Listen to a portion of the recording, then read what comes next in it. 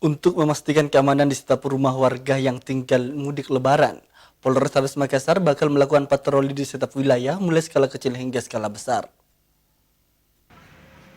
Jelang pelaksanaan Hari Raya Idul Fitri 1444 Hijriah, Polrestabes Makassar akan meningkatkan keamanan di seluruh wilayah Kota Makassar Kamis siang.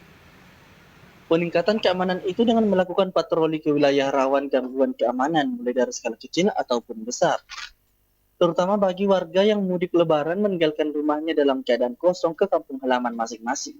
Selain itu, pihaknya juga membuka layanan penitipan kendaraan baik mobil maupun kendaraan sepeda motor bagi warga yang hendak Lebaran.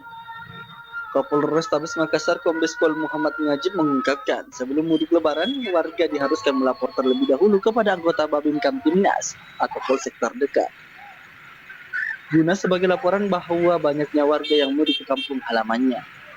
Dalam pelaksanaan ini, kami adakan operasi Ketupat 2023.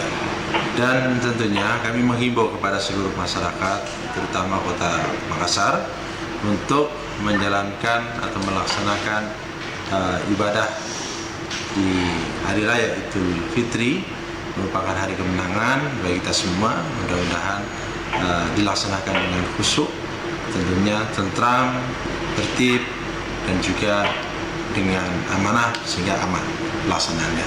Dan tentunya pesan ini kami sampaikan juga bagi masyarakat yang akan meninggalkan Kota Makassar, ini akan kembali ke kabupaten atau kampung masing-masing.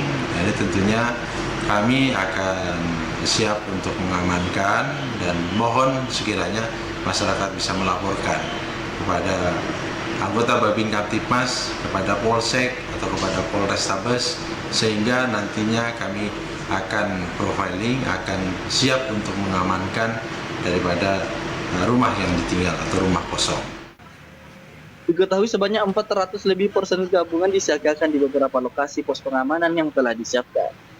Rusmawan Dirara, Celebes TV.